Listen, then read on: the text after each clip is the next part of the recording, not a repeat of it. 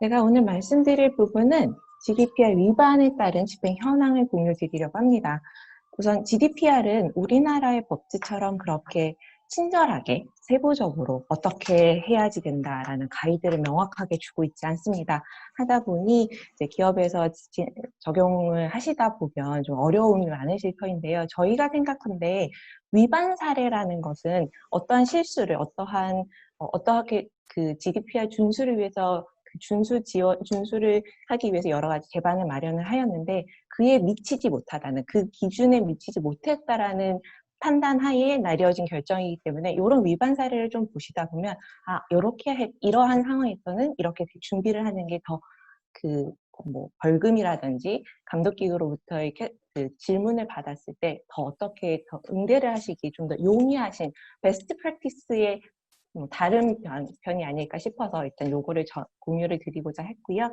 자, 그럼 바로 시작하겠습니다. GDPR은 많이들 들어보셨을 거라고 생각합니다. EU 회원국의 직접 법적 구속력을 가진 총 11장, 173개 전문으로 구성이 되어 있고요. 99개 조항으로 되어져 있는 일반 개인정보 보호법입니다. EDPB에서 GDPR이 시행이 되고 1년이 된 시점에 공식적으로 발표한 통계에 의하면 GDPR 시행 후에 민원은 14만 건, 그리고 14.4만 건, 그리고 유출 통지만 해도 8만 건이 넘는 민원이 접수가 됐고 유출 통지가 접수가 됐다고 합니다. 그만큼 개인정보에 대한 소비자들의 인식이 많이 제고가 됐다고 보시면 될 것 같고요. 그리고 18년 5월 시행된 이후로 위반 처분된 건이 현재 270건 정도가 되고 있습니다. 제가 좀 더 뒤편에 다시 한번 말씀을 드릴 터인데요. 이 통계는 점점 더 쌓이고 있고 감독기구가 민원을 처리하는, 조사를 진행하고 그 민원을 처리하는 속도가 굉장히 빨라지고 있습니다. 초반에는 이제 GDPR이 시작이 되다 보니 어떻게 해야 되는지에 대한 감독기구도 숙달되지 않았으나 이제 한 2년이 도래되고 다 해가 거듭될수록 감독기구도 스스로 노하우가 생기다 보니 그 속도는 좀 더 빨라질 것으로 예상이 됩니다. 그럼 이제 먼저 진행을 해보겠습니다. 이건 참고삼아 말씀을 드리는데요. EU의 모든 회원국은 개인정보 감독기구를 가지고 있습니다. 이건 법으로 정하고 있는데요. GDPR 51조 감독당국이라는 Supervisory Authority 근거 조항으로 모든 회원국에는 1개 이상의 개인정보 감독기구가 존재합니다. 독일 같은 경우는 예외적으로 이제 주별로 있어서 독일은 총 17개의 감독기구가 존재를 하고 있는데요. 16개 주에 각각 하나가 있고 연방으로 하나 더 있습니다. 그래서 그 감독기구들의 현황에 궁금하시면 EDPB라는 European Data Protection Board라고, 저희 쪽에서는 개인정보보호 이사회라고 말하는데요. 모든 EU에 있는 감독기구들이 다 참여하고 있는 조직이고요. 이 조직에 가서 보시면 어느 국가의 어느 감독기구에게 문제가 생겼을 때 리포팅을 하시면 되는지를 확인하실 수 있습니다. 그럼 발표 시작하겠습니다. 일단 어떻게 증가가 되고 있는지를 보시면 좋을 것 같아서 주요 통계를 먼저 가지고 왔는데요. 보시면 아시겠지만 2018년 5월부터 현재까지 가장 많은 2018년 시작 단계에서는 그렇게 많지 않았습니다. 그러다가 1년이 도래가는 시점부터는 행정 처분을 내리는 건수가 급폭증하게 됐고요. 현재 보시면 오른쪽에 테이블표를 보시면 한 건으로 시작했던 것이 어느덧 300건이 400건에 가까워지고 있지요. 그만큼 감독기구가 더 빠르게 민원을 진행한다라고 보시면 될 것 같습니다. 여기에 나와 있는 모든 이 처분 결과는 행정처분입니다. 이 개인정보 감독기구는 행정청으로서 민원이나 언론에 의해서 리포팅이 된 그 개인정보 관련해서 이슈에 대해서 조사를 진행하고 그 조사에 따른 처분을 내릴 수 있고요. 이 처분은 행정청이 내리는 처분으로 1심과 동일하게 보시면 될 것 같습니다. 만약에 이 감독기구의 처분에 그 기업이 불응하고 이걸 항소하겠다라고 하면 해당 국가의 행정법원으로 항소를 진행하시면 됩니다. 그래서 제가 앞으로 말씀드릴 사례도 아직 끝나지 않은 행정감독기구가 부과한 벌금을 받아들이고 수긍하고 그거에 대해서 벌금을 납부를 하면 그 사안이 끝나는데요. 이거에 불응하고 나는 항소를 하겠다라는 사례도 있다라는 점 유념하시고요. 제가 그 부분은 뒷부분에 다시 한번 말씀드리겠습니다. 자, 그럼 벌금은 어땠을지 보여드리면, 영국이 감독기구로서는 가장 많은 벌금을 부과한 국가입니다. 단 2건으로 이렇게 많이 되었는데요. 기억하실지 모르겠습니다. 작년 7월에 메리어트 호텔하고 브리티시 에어라인에게 그 두 기업에게 지금까지 GDPR 기준으로 부과된 가장 높은 금액을 부과를 했고요. 영국 항공권 관련해서는 이번 달에 가장 이제 마무리가 됐습니다. 그동안 이제 그 감독기구와 그 해당 기업 간에 계속 이야기가 진행이 되었고, 아직 메리어트 호텔은 끝나지 않았는데요. BA는 이제 이번에 종료가 돼서 최종 벌금이 확정이 되었고, 그 과태료가 어떻게 진행이 될지는 제가 뒷단에 영국 사례를 소개해드리면서 말씀드리겠습니다. 그래서 벌금이 높다고 해서 꼭 그 사건을 해결하는 숫자가 많다라고 보실 수는 없을 것 같아요. 오른쪽에 보시면 스페인 같은 경우는 훨씬 더 많은 건을 진행을 했는데 또 불구하고 140건이 넘었지만 사실상 금액으로는 영국에 비해서는 굉장히 적은 금액을 부과했습니다. 일단 한번 경향성을 보기 위해서 말씀을 드렸고요. 주요 위반 사항을 보시면 가장 많은 그 위반 사항은 그 개인정보 처리에 관련해서 법적 근거가 불충분하다라는 이유가 가장 많았고요. 그 다음번으로 두 번째 명기되어 있는 것은 우리 국내법에서는 이 표현을 많이 쓰는데요. 기술적 관리적 보호 조치가 미흡하다라는 표현을 쓰시면 될 것 같습니다.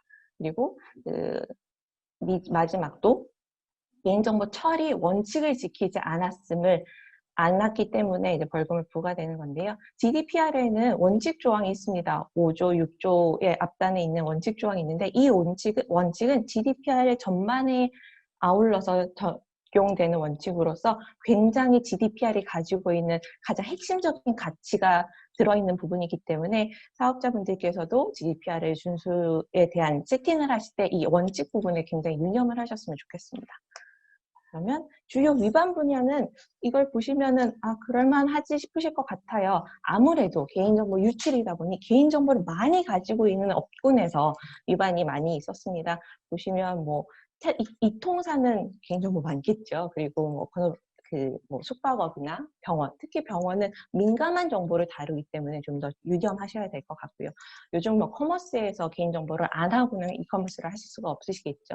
이런 텐던스가 있다라는 거 보여드리고, 이거는 지금까지 벌금이 처분에 따른 사례를 그 벌금 과태료 기준으로 가장 높은 순서대로 해본 건데요.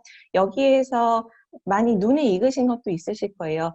그런데 제가 지금 이제 바로 말씀드릴 거는 올 한 해 동안 진행된 거를 말씀을 드려보니 2019년에 된 부분은 말씀을 못 드릴 수도 있을 것 같지만 대부분의 그 사례가 약간씩 중복이 되기 때문에 혹시 관련해서 추가 질문 있으시면 후반부에 말씀 부탁드리겠습니다. 자, 그러면 가장 궁금하신 위반 처분 사례에 대해서 말씀을 드릴게요.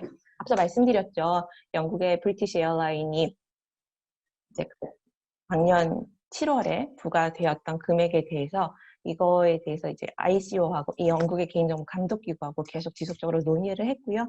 그거에 따라서 이제 지난주에 최종 벌금 과태료가 확정이 되었고 이거에 대해서 상호가 확인을 했습니다. 그래서 조금 더 말씀을 드리면 2018년 9월에 ICO에게 영국의 개인정보 감독기구에게 영국 항공이 개인정보 유출 사고가 발생했음을 리포팅을 합니다. 신고를 합니다. 그래서 그거에 따라서 감독기구가 조사를 진행을 했고요.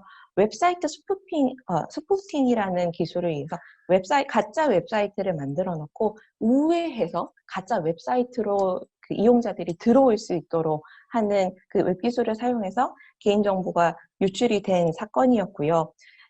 감독기구가 조사한 거에 따르면 18년 6월부터 한 2달 정도 진행이 된 것으로 파악을 했습니다. 이때 유출된 개인정보는 고객의 정보만이 아닌 임직원의 개인정보도 유출이 된 것으로 조사가 됐는데요. 그 정보 안에는 로그인 정보라든지 결제 카드 정보, 여행 여행에 대한 예약 내역, 그리고 이름, 주소 등등이 있었습니다. 약 50만 명의 고객의 정보가 유출이 됐던 것으로 확인됐고요. 이 사건 같은 경우는 영국이 브렉시트 하기 전이었기 때문에, 그리고 이 피해자들이 비단 영국에만 있는 게 아닌 다른 EU 국가에도 있었기 때문에 GDPR에서 요구하고 있는 선임감독기구라는 55조에 있는 선임감독기구에 따라서 영국이 선임감독기구로서 활동을 하고, 다른 EU의 감독기구들은 영국과 같이 협조해서 조사를 진행을 했습니다. 지금 부과된 이 금액은 영국이 다른 감독기구들과 협의하에 설정이 된 금액이고요. 금액 차이가 처음에는 그럼 얼마가 부과됐는데 이렇게 경감이 된 거냐고 궁금해하실 수 있을 것 같아서 말씀을 드리면, 2019년 7월에 부과됐던 금액은 약 2,700억 원이었습니다. 하지만 이제 협의를 진행을 하면서 실질적으로 금액이 부과된 금액은 294억 원으로 많이 경감이 되었지요.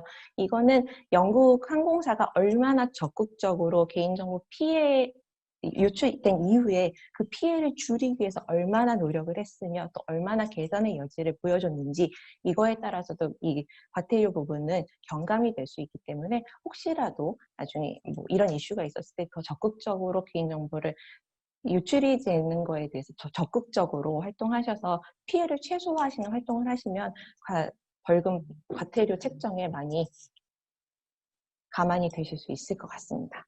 그 다음은 독일인데요. H&M은 다들 아실 거예요. 의류 판매업이죠. 여기서는 비밀리에 개인의 직원의 개인정보를 수집을 했습니다. 이 수집을 한 거는 H&M 서비스 센터에서 진행이 되었는데요. 굉장히 민감한 정보를 아무런 법적 근거 없이 수집을 했습니다. 이 수집을 한 그 출처도 굉장히 재밌었는데요. 장기간 휴가를 갔다 왔다거나 병가를 갔다 왔다거나 했을 때 인간적으로 다가가서 그의 신상이 요즘 신변에 변화는 없는지, 아픈 데는 없는지, 복용하는 약은 없는지에 대해서 물었고요. 그렇게 저장된, 그렇게 접수된 정보를 데이터화해서 가지고 있었고요. 임직원 50명이 그거에 아무런 제한 없이 항시 접속을 할 수 있었습니다. 그렇게 접근한 개인정보를 가지고 이분들께서 직원 평가라든지 승진이라든지 인사 고과에 반영을 했다고 합니다. 그런데 이게 밝혀진 것은 사실 실수로 밝혀졌다고 해요. H&M 서비스 센터 내부에서 실수로 그 개인정보가 직원들에게 알려졌고, 그걸 본 내부 고발자가 언론에 터뜨리면서 불거졌다고 합니다. 이 또한 그 개인정보를 수집하는 데 있어서 처리의 적법성, 이 정보를 어떠한 법적 근거를 가지고 수집하겠다는 근거 없이 수집을 하였고, 어떻게 처리하겠다라는 원칙 없이 진행을 하였기 때문에 금액이 저 정도로 어마어마한 금액이 되었지요. 부과가 되었습니다. 그 다음은 이탈리아 건이었는데요. 이탈리아는 좀 재밌습니다. 이탈리아는 이 탑 10에 3가지 기업이 들어왔는데 다 이통사의 이통사였습니다. 이통사 하면 이통사가 무엇을 하지? 라고 생각했을 때 이통사에 굉장히 많은 개인정보가 있습니다. 전화번호부터 기기정보, 그리고 결제정보, 다량의 정보, 주소도 있으실 거고 아주 다량의 정보가 있는데, 이 이통사들이 그렇게 수집되어 있는 개인정보를 충분한 법적 근거 없이 마케팅 용도로 사용을 하셨습니다. 지금 세 번째 셀에 보이시는 윈더 SPA라는 그 이통사에서는 다이렉트 마케팅 목적으로 개인정보 처리에 대한 법적 근거 없이 개인 광고를 진행을 하셨고요. 이쪽 감독기구에 수백만의 소비자가 민원을 넣었다고 합니다. 나는 그 동의를 한 적도 없는데 이런 마케팅 정보를 계속 받고 있고, 이거를 내가 동의를 철회하고 싶은데 동의를 철회할 수가 없다. 그래서 그 감독기구가 조사를 진행을 했더니, 이 통신사에서 사전에 동의를 한 이용자라 할지라도 그 동의를 받고 24시간이 지난 이후에 철회를 할 수 있도록 동의의 철회권에 대한 굉장히 제한을 두었고요. 그리고 정확하게 어떠한 목적으로 어떤 개인정보가 수집되어 있는지에 대한 정보를 공개를 하지 않고 명확하게 동의를 얻지 않았기 때문에 저 정도의 금액을 받게 되었고요.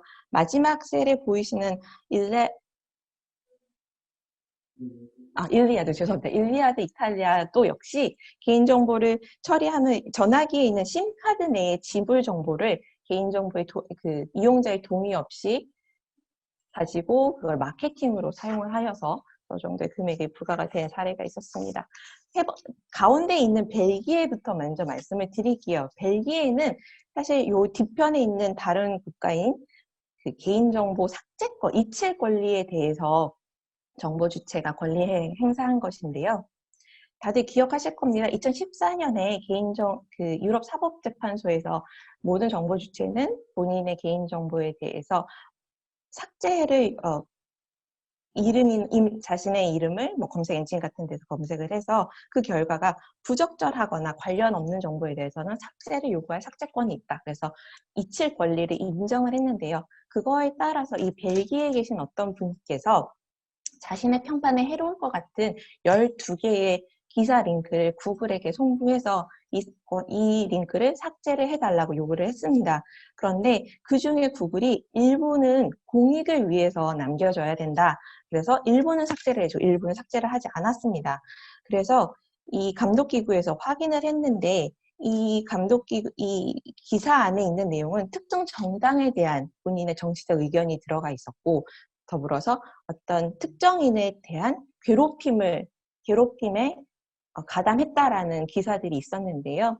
이거를 사실관계를 따지다 보니 기사에서 언급되고 있는 그 괴롭힘이라는 특정인을 괴롭혔다라는 그 사건 자체가 10년 전의 사건이고 이거에 대해서 혐의가 입증되지 않고 사실관계가 입증되지 않았다라는 다른 기사가 있음에도 불구하고 그 해당 기사가 남아서 이 정보 주체로 하여금 사회생활이라든가 사회 평판에 악영향을 미칠 수 있기 때문에 해당 정보는 삭제하는 게 맞다라고 삭제해주는 것이 당연하다라고 이제 구글에게 벨기에 감독기구가 명령을 내렸고요.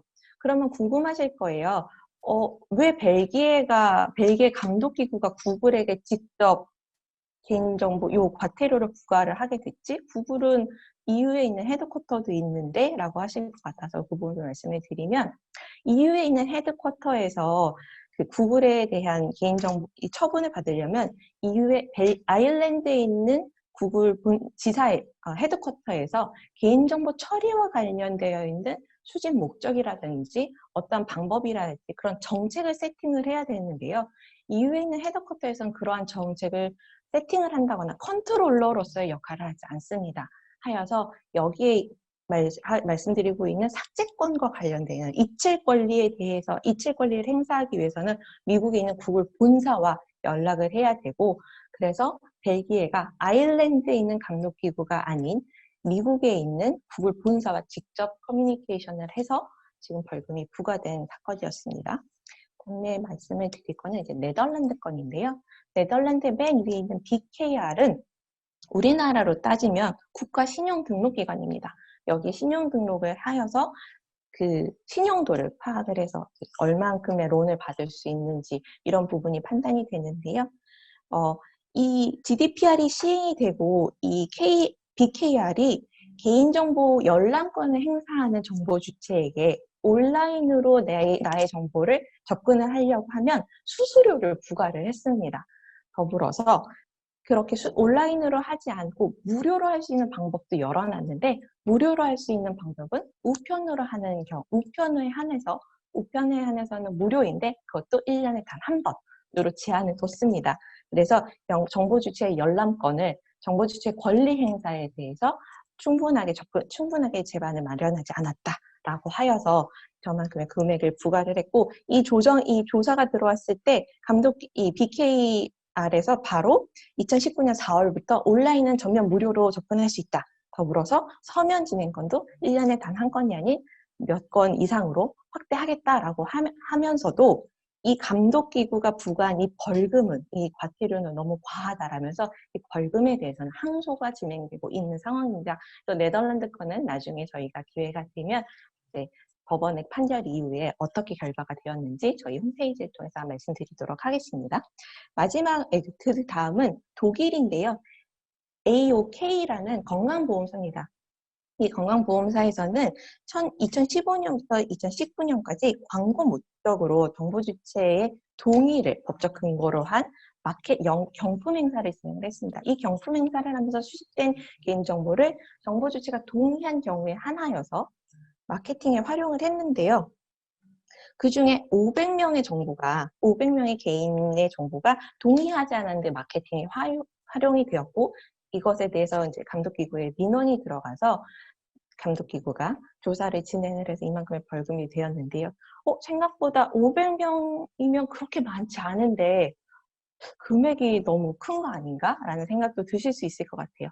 그런데 EU에서 벌금, 과태료를 책정을 할 때는 그 기업의 사회적 영향도, 그 기업의 규모, 그 기업의 영업이익 정도를 기준으로 검토를 하게 됩니다. 이 AOK는 그 독일 남서부에서 가장 큰 규모의 의료보험사라고 합니다. 그리고 450만 명의 보험 가입자가 가입이 되어 있고 23만 명의 기업 고객의 정보를 보유하고 있기 때문에 이 감독기구로서는 해당 보험사는 더불어 보험사다 보니 민감 정보를 너무 많이 가지고 있는데 그거에 대해서 더 경각심을 가지고 충분히 모든 상황을 검토해서 개인정보 처리 원칙이라든지 처리 적법성이라든지 보다 안전하게 개인정보를 관리 보호할 수 있는 처리 보완이 필요하다라고 판단해서 과태료를 124만 유로를 부과했습니다. 그 다음은 네덜란드인데요. 네덜란드는 좀 재밌었습니다. 어느 회사인지는 명칭이 밝혀지지 않았는데,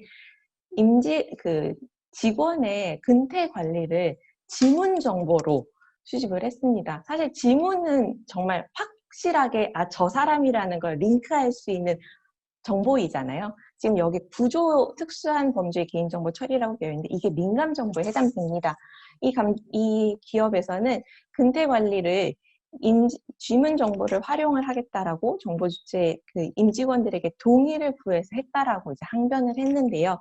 일단 GDPR에서 말하는 민감 정보의 기준이 좀 더 광범위한데요. 인종, 민족, 기원, 인종, 민족의 기원, 정치적 견해나 종교적, 철학적 친념, 그리고 노동조합의 가입 여부, 더불어서 개인 유전자 정보, 그리고 개인을 식별할 수 있는 모든 생체 정보, 건강 정보, 성생활, 성적 취향 등의 굉장히 광범위한 부분을 포괄하고 있습니다. 그래서 혹시라도 민감 정보를 처리하시는 사업주분들께서는 좀 유념하셨으면 좋겠고요. 말씀드린 대로 지문 정보는 생체 정보입니다. 근데 이 생체 정보를 가지고 개인정보 임직원의 근태를 확인하기 위해서 처리를 했다라는 게 합리적이지 않다라고 봤습니다. 다른 방법도 있는데 지문 정보라는 민감한 정보를 가지고 근태 관리를 한다라는 거는 과연 이게 법익에 맞는가라는 이야기도 더불어서 있었고요. 그래서 이후에 감독기구가 그거에 대해서 그걸 시정을 요구를 했고 해당 기업에서는 지문 정보가 아닌 다른 정보를 통해서 근태 관리를 하겠다라고 하면서 72만 유로를 부과를 받았습니다. 그리고 앞서 말씀드렸던 벨기에 건과 동일합니다. 스웨덴 건은 스웨덴의 2014년 유럽 사법재판소의 판결 이후에 스웨덴 감독기구가 구글에게 이칠 권리를 행사할 수 있는 부분에 대해서 해당 정보를 삭제를 해줄 것을 요구를 했고 그 리스트 중에 일부에 대해서 구글이 삭제를 하지 않았습니다.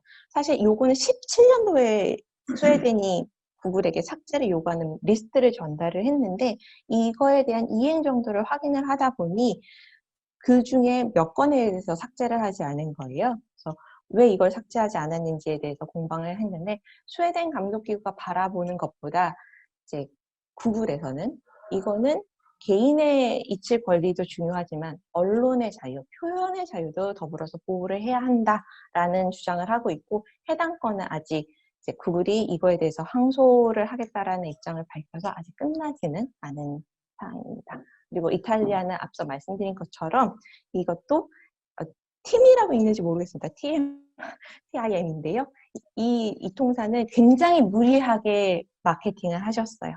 본인의 이용자가 아니어도 본인의 소비자가 아니어도 잠재적인 고객이다라고 하여 마케팅 연락을 수시로 하셨는데요. 그 중에는 어떤 한 분은 한 달 동안 300통이 넘는 전화를 받으셨다고 해요. 그래서 감독기구가 조사를 진행을 했고 역시나 원칙도 없었고 그 개인정보를 수집했다라는 그 수집을 위한 적법한 근거도 없었고 이거에 대해서 철회를 한다거나 모든 정보 주체가 행사할 수 있는 권리를 다 보장하지 않았기 때문에 총 370억 원의 벌금을 부과받았습니다. 일단 이 정도로 발표는 마치고요. 저희 다른 세션 마저 진행하고 질문을 받도록 하겠습니다. 감사합니다.